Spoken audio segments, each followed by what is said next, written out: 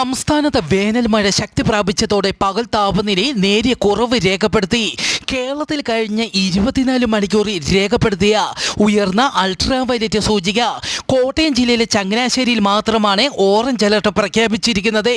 കൊല്ലം ജില്ലയിലെ കൊട്ടാരക്കര, പത്തനംതിട്ട ജില്ലയിലെ കോന്നി, ആലപ്പുഴ ജില്ലയിലെ ചെങ്ങന്നൂർ, ഇടുക്കി ജില്ലയിലെ മൂന്നാർ, പാലക്കാട് ജില്ലയിലെ തൃത്താല, മലപ്പുറം ജില്ലയിലെ പൊന്നാനി എന്നിവിടങ്ങളിൽ യെല്ലോ അലർട്ടും പ്രഖ്യാപിച്ചു.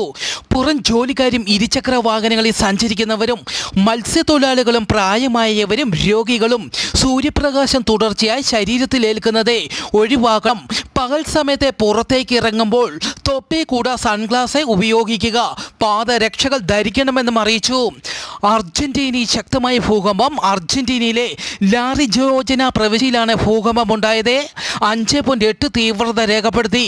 ഭൂകമ്പത്തെ തുടർന്ന് നിരവധി സ്ഥലങ്ങളിൽ മണ്ണിടിച്ചിൽ റിപ്പോർട്ട് ചെയ്തു. ആളപായമൊന്നും ഇതുവരെ റിപ്പോർട്ട് ചെയ്തിട്ടില്ല.